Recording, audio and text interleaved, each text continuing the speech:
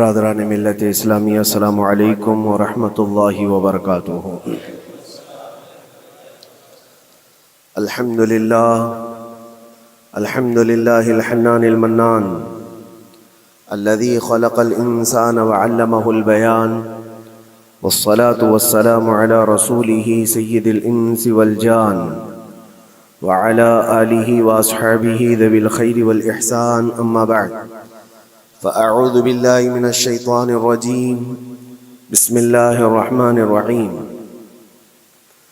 إن الله لا يغير ما بقوم حتى يغيروا ما بأنفسهم، وإذا أراد الله بقوم سوءا فلا مرد له، صدق الله مولانا العظيم۔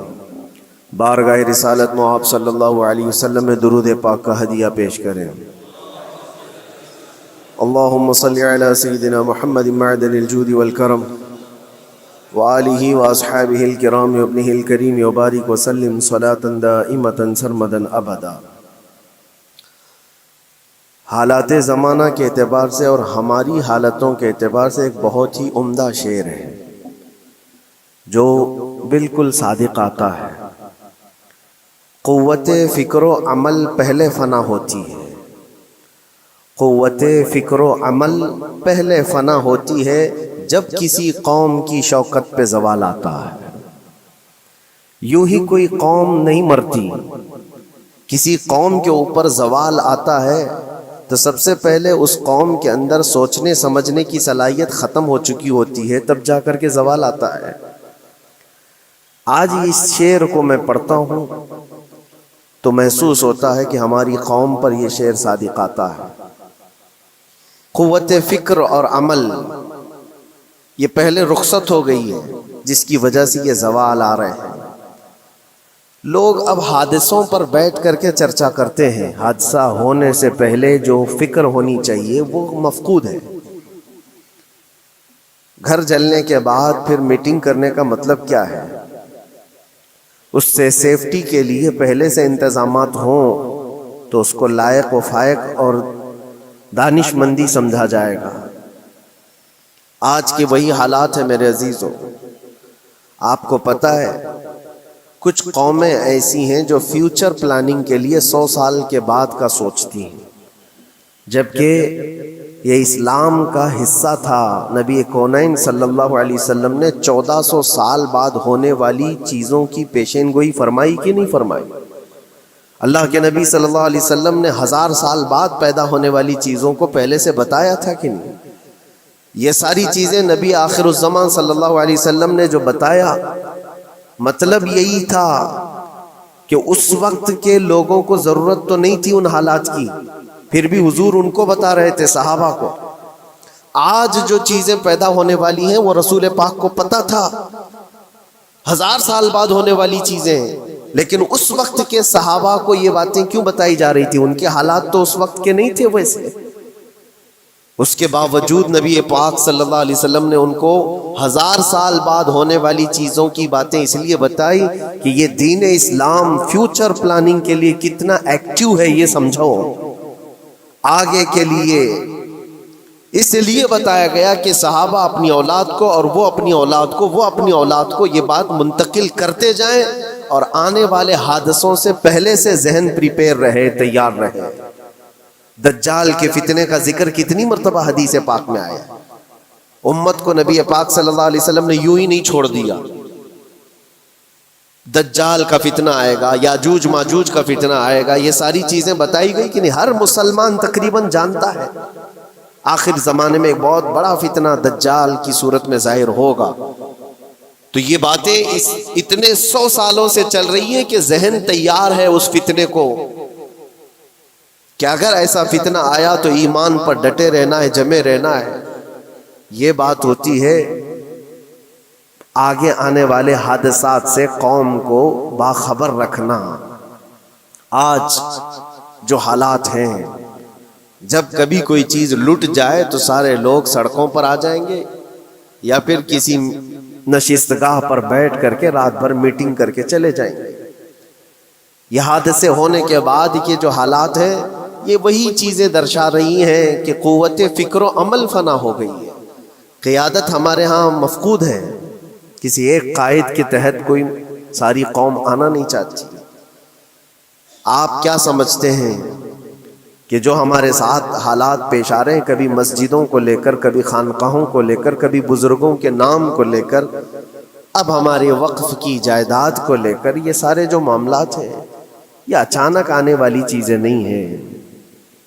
بھانپ لیا گیا ہے تمہاری پوری طبیعت کو، تمہارے مزاج کو، کہ فکر و عمل کی قوت ان کی ختم ہو چکی ہے. ان کو دو چند چیزوں میں ہی راضی کیا جا سکتا ہے. دنیا یہ سمجھ رہی ہے، جس کی وجہ سے کھلواڑ پر کھلواڑ ہوتے چلے جا رہے ہیں، اور ان کو یہ بھی پتہ ہے کہ یہ کچھ نہ کر سکیں گے. میرے عزیزو، آپ نا امید اور مایوس نہ ہو کہ ہم سے کچھ نہیں ہوگا. اللہ کریم چاہے تو ایک بندے سے بھی پوری دھرتی پر زلزلہ لا سکتا ہے. اللہ کریم کی ذات پر یقین اور توکل رکھو. سرکار غریب نواز ہندوستان آئے تھے تو بہت بڑی فوج لے کر نہیں آئے تھے، اللہ کی ذات پر بھروسہ کر کے آئے تھے، اور 90 لاکھ لوگوں کے دلوں میں چراغ اسلام جلا دیا تھا. وہ یقین اور توکل کے ساتھ آئے تھے.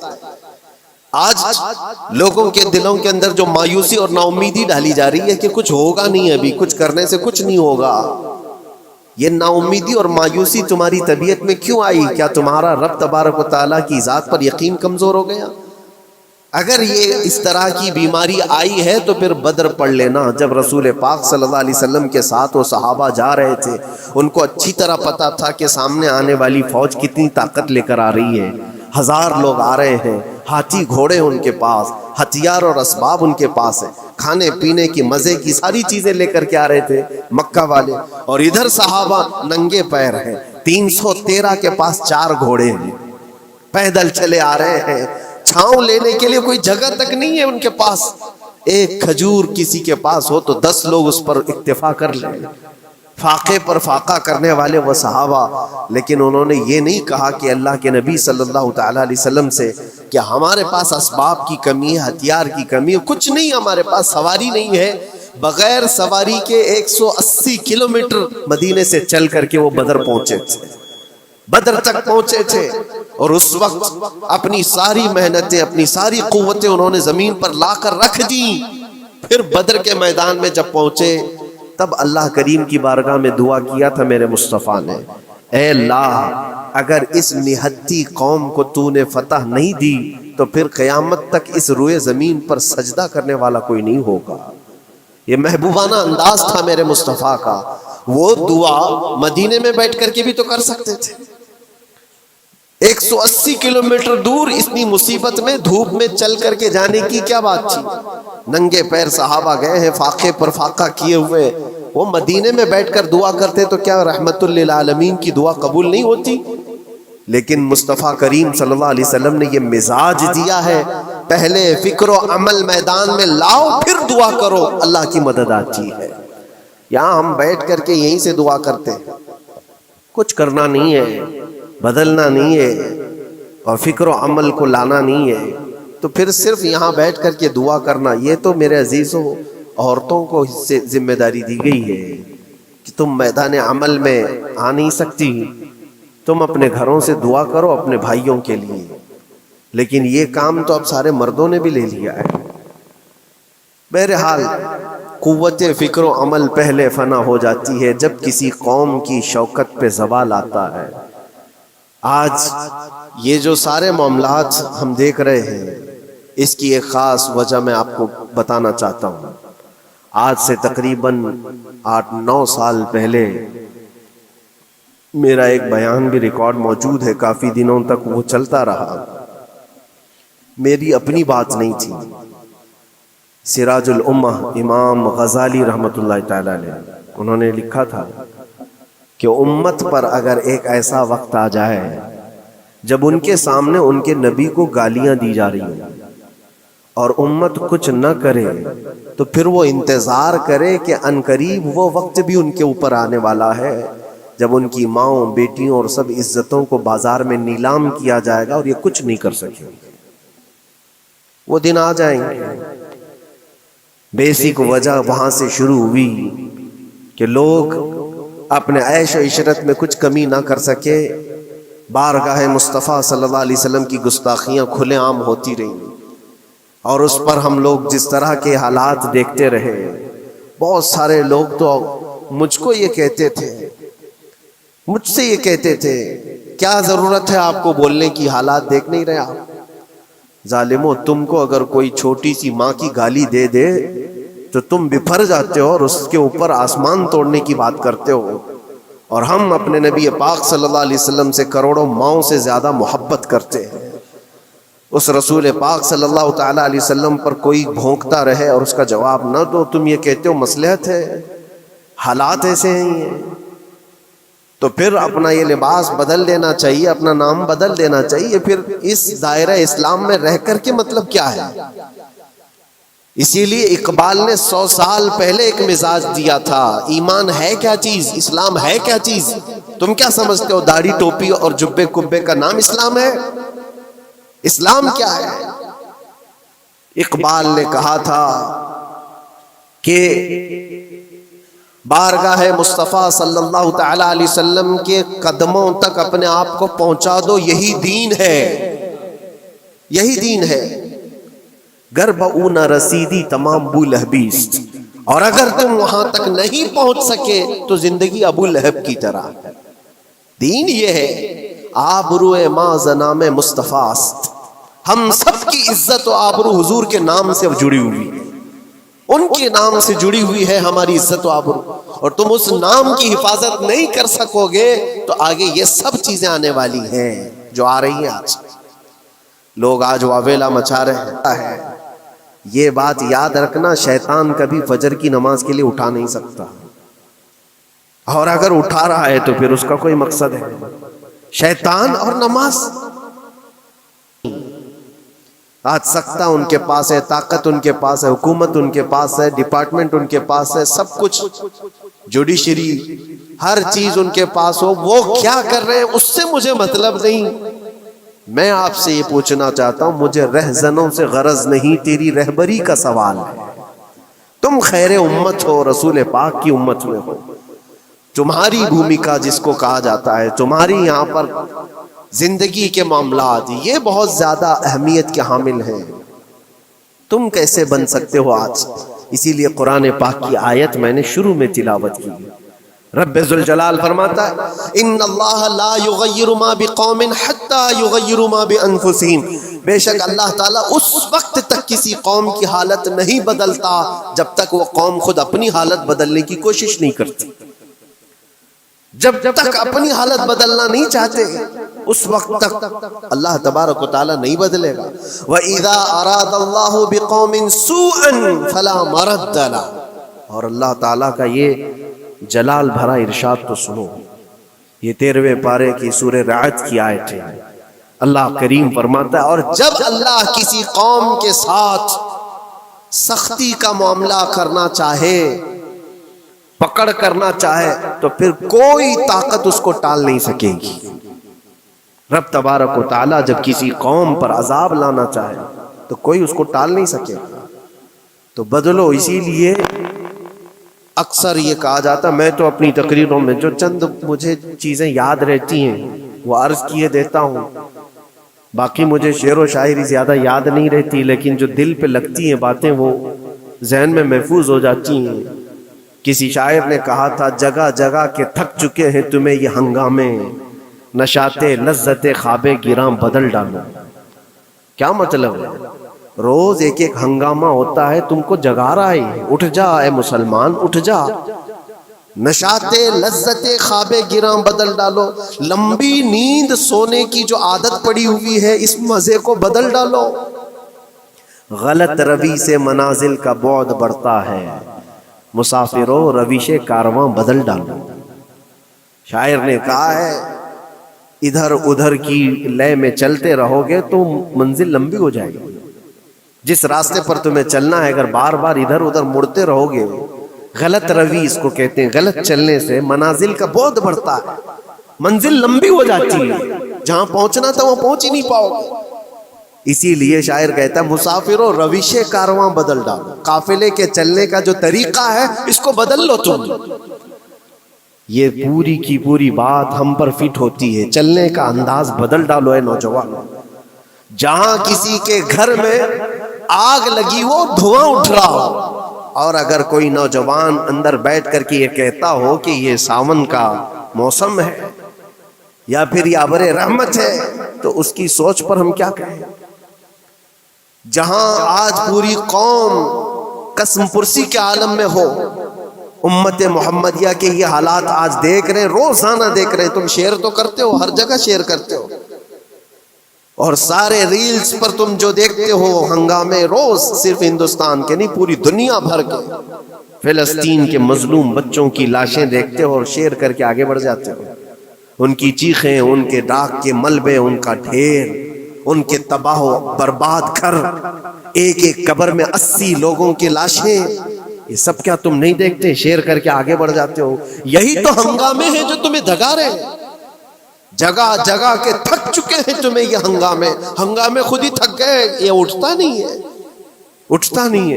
ایک دور وہ تھا 100 سال پہلے کا، جب یہاں پر موجود انگریز اس قوم کو دیکھ کر یہ کہنے پر مجبور ہو گیا تھا، یہ فاقہ کش موت سے ڈرتا نہیں ذرا، بھوکیوں پر بھوکا رہتا ہے لیکن موت سے ڈرتا نہیں. روح محمدی اس کے بدن سے نکال دو. روح محمدی ان کے بدن میں تھی. انگریز تھر تھراتے تھے. اس قوم کا کوئی جواب ہی نہیں ہے. سب سے زیادہ اگر کسی چیز سے ڈرایا جا سکتا ہے تو موت سے، اور یہ قوم ایسی ہے کفن تو اپنے کندھے پر لے کر گھومتی ہے، جہاں موت آ جائے سو جائے. یہ فاقہ کش موت سے ڈرتا نہیں ذرا. روح محمدی اس کے بدن سے نکال دو. یہ کس کی بات تھی؟ انگریزوں کی بات تھی. اور آج حالات بدل گئے. سارا کا سارا زمانہ تم پر آج بھوکے بھیڑیا کی طرح جھپٹ پڑا ہوا ہے. اور ان حالات میں آپ سے سوال کرتا ہوں، ایک طرف تیز آندھیاں چل رہی ہیں، ایک طرف گھر کے اندر آگ لگی ہوئی، ایک طرف بھوک اور پیاس کی شدت ستا رہی ہے، ایک طرف تمہارے بھائی بہنوں کی بیماریاں ستا رہی ہیں. جب اتنے سارے معاملات ہو تو اے نوجوانوں بتاؤ تم کیا کرو گے؟ اس وقت رات بھر بیٹھ کر گیم کھیلو گے؟ کیا یہ گیم کھیلنے کا وقت ہے؟ اس نوجوان پر کیا یہ افسوس نہیں ہوتا کہ اس کے پوری امت کے حالات ایسے ہیں کہ بچوں کی چیخیں نکل رہی ہیں اور اس کو پبجی سے فرصت نہیں ہے، ریل بنانے سے فرصت نہیں ہے، یہ مجرے کرتا ہوا گھوم رہا ہے. مسجدیں ویران کیوں ہیں؟ خالی کیوں ہیں؟ تم نے مسجدوں کو ویران رکھا تو مسجدیں تباہ ہونے شروع ہو گئیں، دوسروں کی نظر ہونے لگ گئیں اور اس پر لوگوں کی غلط نظریں پڑنے لگ گئیں. آ جاؤ اے مسلمانوں، میرے مصطفیٰ کریم صلی اللہ تعالی علیہ وسلم کی ہدایات پر ایک بات چیلنج کے ساتھ کہتا ہوں. تمہارا نام اگر نبی پاک صلی اللہ علیہ وسلم کے نام سے جڑا ہے تو یہ چیلنج کے ساتھ میں کہتا ہوں، اس رہتی دنیا میں تمہیں پوری طاقتیں مل کر وہ عزت نہیں دے سکتی جو میرے مصطفیٰ کے قدموں کی وابستگی دے گی. کوئی تمہیں عزت نہیں دے سکتا. تمہیں وہیں آنا پڑے گا، اسی پوائنٹ پر آنا پڑے گا جہاں پہنچ کر کے خالد بن ولید نے عزت پائی تھی. اسی نقطے پر آ کر جمع ہو جاؤ جہاں عمر پہنچے تھے تو فاروق اعظم بن گئے تھے. اسی نقطے پر آ جاؤ جہاں علی پہنچے تھے تو حیدر کرار بنے تھے. ہر ایک کو عزت اسی بارگاہ سے ملی ہے. اور جو کچھ بھی معاملات ہو رہے ہیں اس کی ایک وجہ یہی ہے، ناموس رسالت پر تم نے ہلکے پن کا اظہار کیا تو پھر ہمارے سارے مسئلے داؤ پہ لگ جائیں گے. سارے مسئلے. یہ تو وقف ہے. ابھی دیکھو آگے کل تمہاری اذانیں نشانے پر ہیں، تمہاری جماعت کی نمازیں نشانے پر ہیں، تمہاری مسجدیں بھی نشانے پر ہیں کہ تم اپنے گھروں پر بھی جمعہ پڑھ سکتے ہو، چھتوں پر بھی نمازیں پڑھ سکتے ہو. یہ سب معاملات آئیں گے. برقع، حجاب، ٹوپی، داڑھی ویسے ہی چل چکے ہیں مسئلے. ہر چیز نشانے پر ہے. ارے تمہارے کھانے بھی نشانے پر ہیں، تم کیا کھاؤ گے، کیا بچاؤ گے، یہ بھی نشانے پر ہے. یہ سارے مسائل صرف اسی بنیاد پر ہے. قوت فکر و عمل پہلے فنا ہوتی ہے جب کسی قوم کی شوکت پہ زوال آتا ہے. اور یہ ایک بات یہ بھی میں بتا دوں، اقبال نے سچ کہا تھا، ان کے جو ہم غلام تھے خلق کے پیشوا رہے، ان سے پھرے جہاں پھرا پھر آئی کمی وقار. جو کچھ بھی ہوا ہے ہماری عزت و وقار میں کمی کا مسئلہ ان سے پھر جانے کی وجہ سے، نبی پاک سے تم دور ہوئے، یہ عزتوں اور وقاروں میں کمی ہے۔ عجیب سی بات نہیں ہے، یہ دوغلا پن نہیں ہے۔ میں ان نوجوانوں سے پوچھتا ہوں، نبی پاک صلی اللہ علیہ وسلم سے سچی محبت کا اظہار کرتے ہو، حضور سے اپنی جان سے زیادہ محبت کی بات کرتے ہو، لیکن جب ان کے اخلاق کی بات کی جائے تو تمہیں اخلاق ان کے پسند نہیں ہے؟ حضور پاک کا چہرہ نہیں پسند ہے، حضور پاک کے لباس تمہیں نہیں پسند ہے، تو پھر کون سی محبت کی بات کرتے ہو؟ اللہ کے رسول صلی اللہ تعالی علیہ وسلم سے تم بے انتہا محبت کی بات کرتے ہو، پھر وہ محبت کا تقاضا یہ ہے کہ تمہاری ظاہری زندگی میں بھی تو نظر آئے کچھ۔ محبت کا تقاضا یہ ہے، تم شرما جاتے ہو، دنیا کیا کہے گی مجھے، دنیا کیا کہے گی، دقیانوسی کہے گی، فنڈامنٹل کہے گی، پرانے زمانے کا کہے گی، میں چہرے پر داڑھی رکھ لوں تو لوگ مجھے پتہ نہیں کیا کیا کوسیں گے۔ تم نے دنیا کے لیے اپنے آپ کو بدل لیا، یہ نہیں سوچا کہ یہ وہی دنیا ہے جو 4 دن کے بعد میری دوستی کو لات مارے گی اور 4 دن کے بعد مجھے قبر میں رکھ کر کے منو مٹی پر دبا دے گی، اور مجھے جانا تو ہے، پھر قبر میں منہ دکھانا ہے تو اسی مصطفیٰ کو دکھانا۔ جہاں یہ نہیں پہنچ سکتے وہاں رسول پاک ہوں گے۔ محشر کے میدان میں جہاں کوئی سہارا نہیں ہوگا، اس وقت رسول پاک تمہارا ہاتھ پکڑ رہے ہوں گے، اور تم نے ان کا خیال نہیں کیا۔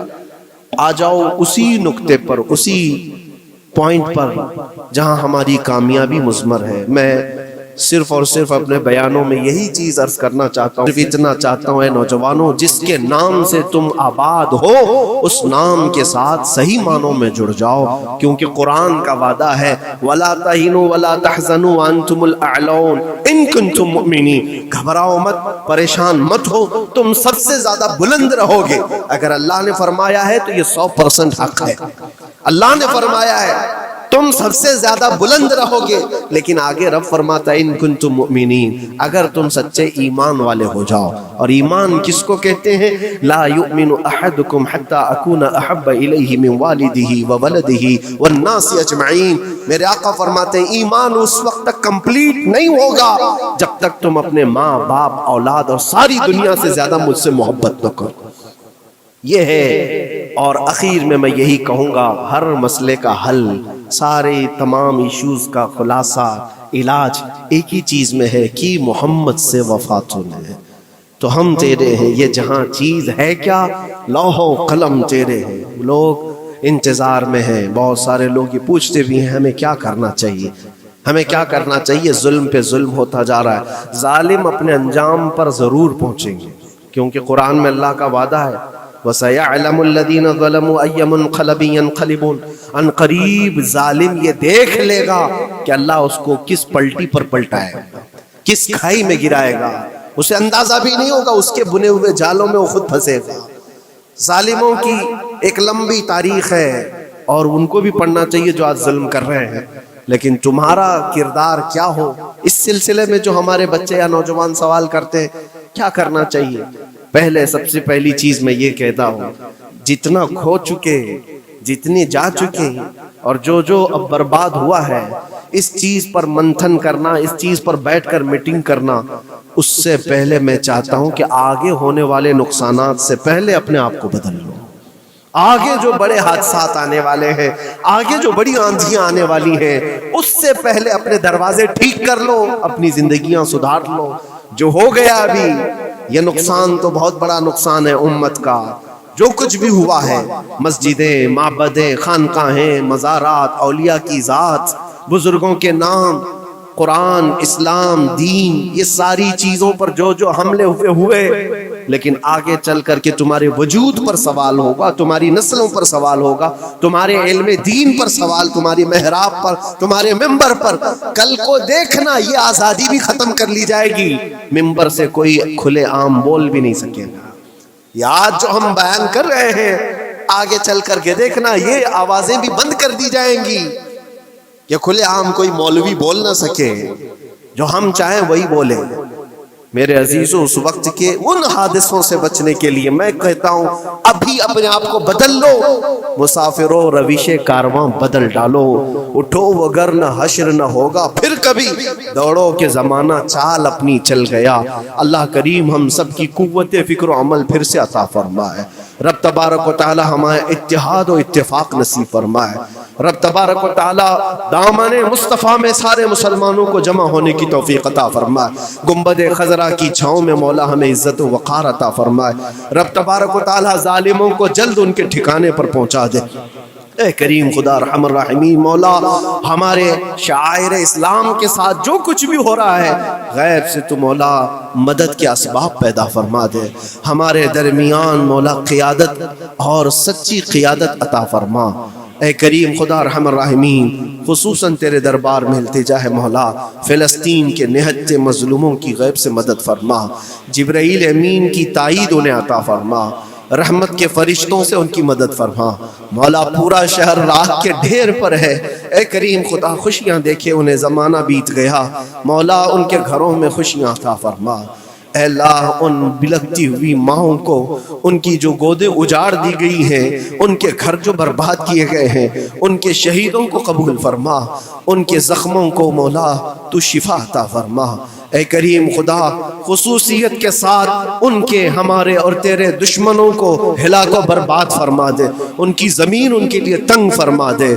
ربنا وآتنا ما وعدتنا على رسلك ولا تخزنا يوم القيامة انك لا تخلف الميعاد برحمتك يا ارحم الراحمين، وآخر دعوانا ان الحمد لله رب العالمين۔